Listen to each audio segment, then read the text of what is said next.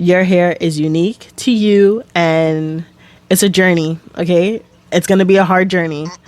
Let me take that back. It's not really a hard journey. It's just a really long journey.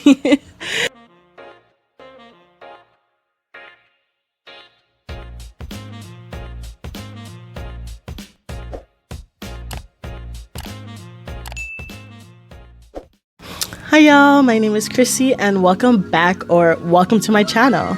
I've been away for a minute, probably a month. I just want to say right here, thank you for 200 subscribers. I am completely shocked that even though within a month I didn't post anything, I still was gaining subscribers, and I really appreciate everybody who came to my channel, saw a video or two, and subscribed to me. Thank you so much. So for today's video, I'm going over some things that I wish I knew before getting my locks. I am almost 3 years locked now. I'll be 3 years in April. And it's definitely been a journey. Definitely been a journey. Yeah, I'm just gonna take you through some little things that I wish I knew before getting locks, some things that I wish I was consistently doing before to make sure I keep the integrity of my locks and keep the health and strength and moisture and all that good stuff, and just things that outside world may not know. And overall take comfort of your journey, learning your hair and all that good stuff, all right? So yeah, let's jump right in. One thing that I would like to say first, there's no ugly phase, okay?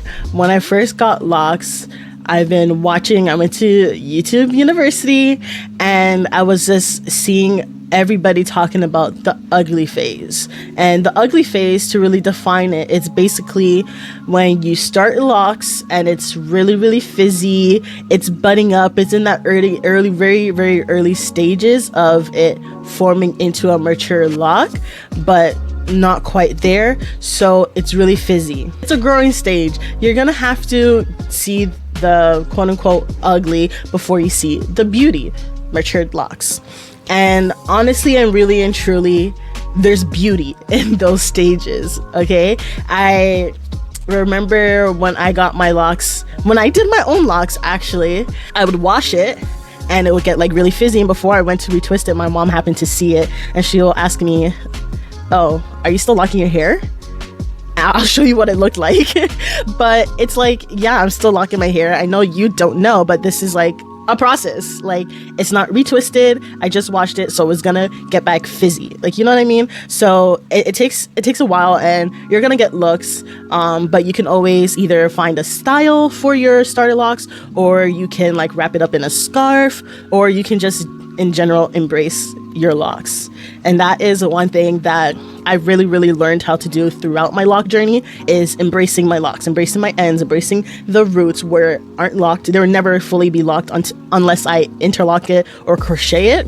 I'm a palm rolling girly, so it's never really going to be formed into a mature lock. It's only really the ends, embracing the edges, just everything in general. Just learn how to embrace you. Your locks are you, so are a part of you, an extension of you, so embrace it. Number 2, hydration and moisture really freaking matter, okay? We don't want dry locks out here. We do not want dry locks. My hair is a little bit dry right now because I haven't done anything to it yet. You know what? I'm just gonna do it right now. Okay, I'm just gonna do it right now for y'all. So I like using this rose water and to moisturize my hair, and for my scalp I like using just this healing oil. I don't put too much in it.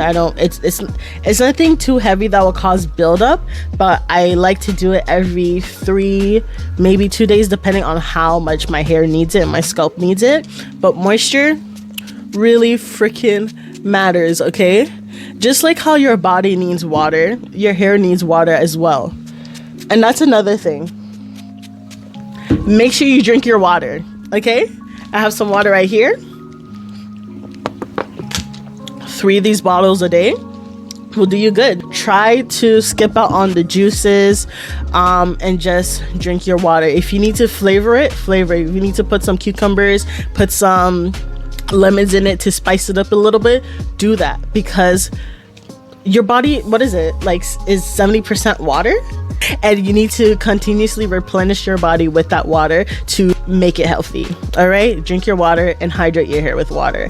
Even nowadays, when I'm taking a shower, if I'm not trying to protect my retwist, probably like 2 weeks after my retwist, I'm going into the shower without wearing a shower cap or putting my hair up. I'm letting that moisture hit my hair. But one thing that I would like to say is, so the first one is 2.A and this one is 2.B, but do not go to sleep with your hair wet, okay? Try, please try to go to sleep with dry hair, or at least a dry scalp, because you will wake up smelling musky and moldy, and nobody likes that, okay?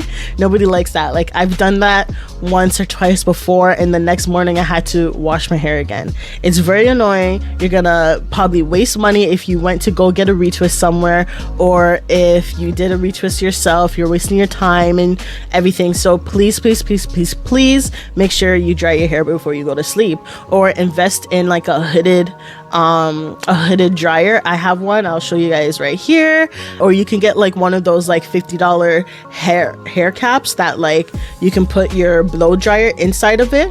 But yeah, please guys, please make sure your hair is at least dry when you go to sleep. So point number 3 is try not to over style your locks. And if you are going to, and if you need to, please try not to do it too tight or put too much pressure on your scalp, your hair, or anything, because you may end up with a situation like this. So I explained this on one of my other videos. I'll put it in like the iCards up above. But what happened here is I was continuously trying to make sure my hair was presentable. So I would always put it in like these styles, like a two cornrow style or things of that sort. And whenever I would do that, I would tie it really tight in the back, and I would feel it. It will hurt a little bit, but my hair, my scalp isn't like, I don't have a tender-headed scalp, so it wouldn't hurt like most people, I guess. But in general, I tolerated it, but I shouldn't have. I should loosen it up. It's just very terrible, so I had to restart that lock over again. But just make sure whatever style you're doing, don't do it too tight, and try not to do frequent styles. Try to leave your hair out once in a while, especially when you're home. If it's not like in like a two-stranded twist isn't that strenuous on your hair regardless. But try to let your hair out, let it breathe, take in some oxygen, go outside and walk with your hair out, let it gather some vitamin D, just let it breathe, okay? Stop stifling your locks. 4th thing, your hair will show your trauma, okay? So especially with my hair, I'm gonna go back to that spot at the back, but before I cut it and restarted the lock, I actually tried to save it, but the lock it wasn't like a nice continuous lock. There was like a part where it's just very thin, and that's my point where I'm saying that it will show and it will carry your trauma, because this is a healthy lock through and through. But because I was saying like before, like right over here it was thin, so you can tell that like over here it was healthy, that I went through a rough patch, and then the rest is like healthy. Like, so do you guys understand what I'm saying? Like, it will show your trauma and it will carry your trauma. The same thing can happen if you're stressed or depressed or have anything that will cause your hair to thin. It will definitely show within your locks.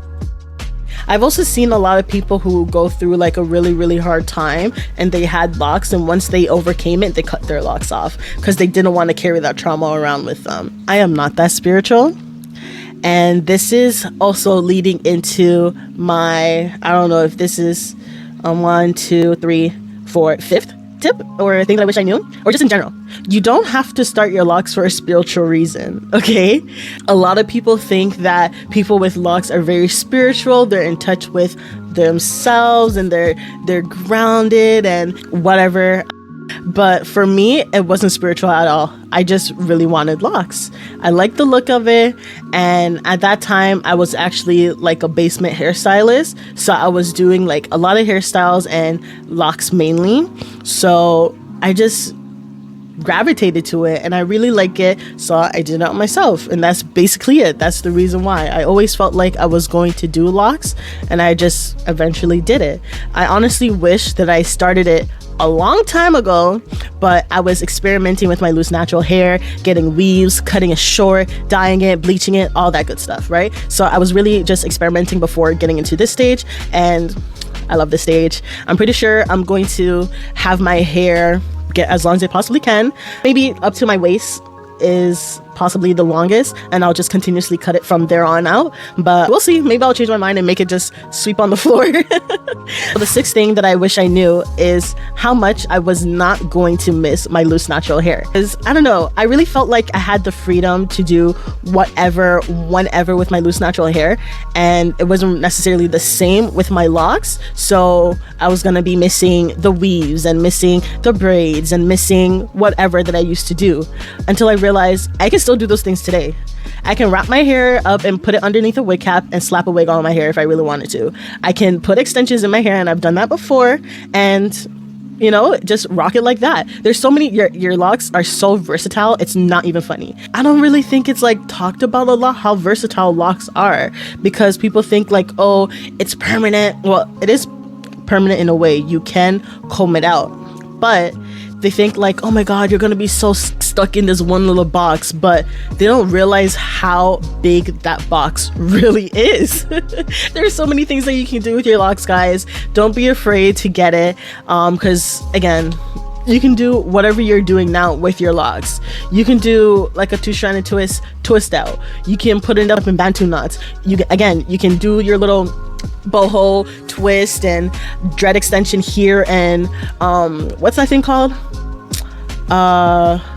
Not the knotless braids. Like, you can do all that stuff with your locks. Okay, you might just have to switch up the type of hair you use and use a more kinky, curly type of extension to match with your locks now, and you can either figure out how to do yourself or find a specialist who can do that for you. There's a lot out there. You just have to go into your Instagram on your Google machine and just get to searching, but there's a lot.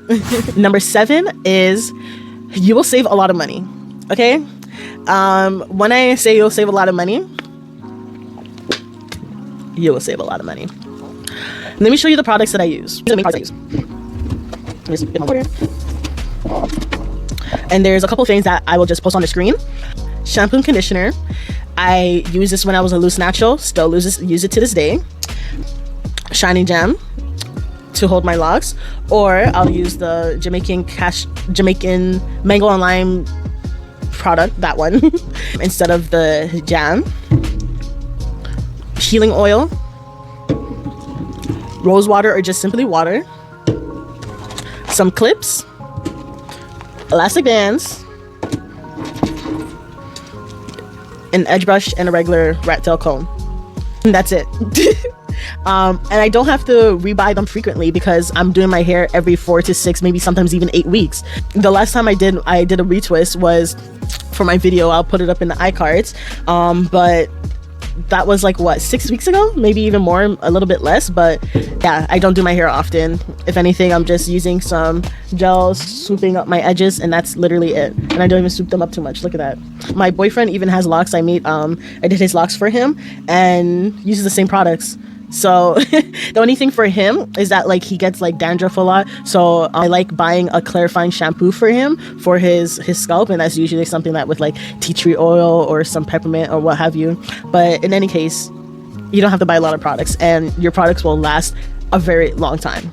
And yeah, you can spice it up with some hair jewelry as well, but that's pretty much it. It's not a lot. And especially if you go to a loctician to do your hair, all you really need is something to like fix your edges if you're the type of person to do that.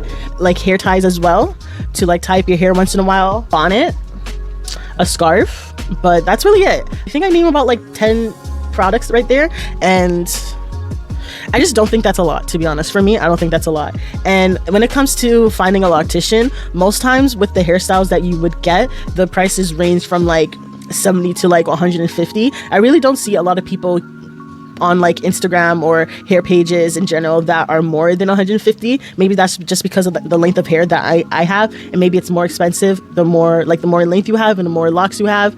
But in general, I just want to say it doesn't cost a lot to do your hair. I will say though, for micro locks, if you have like micro locks or sister locks, that is going to be expensive, okay? Because it'd be taking like a day or two to get through your hair. And if you're going to a loctician to do that, who needs to be specialized in that particular lock sector, like for micro locks and sister locks, they will cost a pretty penny, okay? So again, the locks are like I have like the size I have, and I think I have like 106 locks. It doesn't cost that much. Number 8 is always make sure that you're covering your hair at night. Before, I never really cared, especially when my hair was like really short. I didn't care if I went to sleep with a bonnet or a scarf on, especially because my pillowcases are satin or silk, but I really didn't care. I really didn't. But now I really see the benefits of wearing a scarf at night, especially right after a retwist, to keep your retwist a little bit longer. But it's just so that no lint or anything really gets into your hair. And that's another thing as well. You have to make sure that whatever you're wearing, like this is not going to create any lint on my hair, but there's certain fabrics like cotton, knit, wool that will actually put lint in your hair, and we don't want that, okay? So try to like do an updo if you're wearing anything like that, or if you aren't gonna do an updo, just make sure when you come home or go home that day, you use like a tweezer or maybe your hands if it's not that deep in, and pick it out, because the longer you leave it in is the longer lint is going to take the time to embed into your locks. So really try to take that out as soon as you see it. I see some people when they get to a certain stage and they just completely say, whatever, I'm going to just dye it black, so it really camouflages the lint in your hair. So they dye it black or dye it whatever color that is already in their locks. But if you're the type of person who really cares what's going into your locks and you don't want to dye it or have to dye it, then try to make sure you're picking out those lints, or limit the type of clothing that you wear to just like something that won't produce lint in your hair. And try to get like silk pillowcases, satin pillowcases, and or try to cover your hair up when you don't want it to be exposed to the elements, and just in general when you're going to sleep or whenever. Number 9 is something that I'm actually shocked that I experience it now, and I feel like this is obvious but not everybody really knows, is your hair will get heavy. Like, and when I say heavy, okay? Like just putting it up into a simple bun now on the top of my head, I feel the weight. I definitely feel the weight of it. So just imagine the longer your hair gets, is the heavier and heavier it's going to get. You might need a neck brace. You might need a back brace. But just brace yourself for it, okay? Especially when it's wet, give me a break. It will get heavy, okay, guys? So the 10th and last thing that I want to say that I wish I knew before getting into my lock journey is that no two locks are the same. Okay? One on your head and on other people's head. You can do the same exact thing that they're doing, and it's not gonna show on your hair exactly how it's showing on theirs. There's so many factors. It could be their texture. It can be if their hair is fine or thick. It can be if it's porous or non-porous. It can be maybe they hydrated it a little bit more than you. Maybe they started a 2-strand twist and you never knew that, and you started with a palm rolling technique. There's so many things and so many factors that will change the look of your hair. And again, I'm going to say embrace your hair and take the time to really understand when your hair is lacking in something, or if you are doing too much, okay? I had to learn the hard way with my hair. Just take it day by day and really try to learn your hair. If it's too rough, moisturize it. If your scalp is itchy, wash it, okay? Try to make a routine based on your schedule, based on your hair needs, and not try to copy somebody else's too much. I mean, you can definitely get inspiration. 100% you get inspiration, but try not to copy everybody's what everybody's doing to a T, but really try to dig in and dedicate your time to your hair and try not to just try to do what everybody else is doing. Okay, your hair is unique to you and it's a journey. Okay, it's gonna be a hard journey.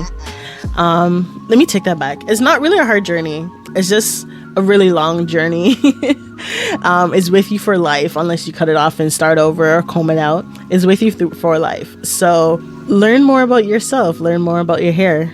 All right, so that's it for today, and those were the 10 tips / things that I wish I knew before getting my locks. If you have any other suggestions for other people watching along, or any questions you have for me, please leave it down in the comment section below. Make sure you like this video, subscribe to my channel, and turn on your post notifications because I'll be posting very soon, hopefully. Bye.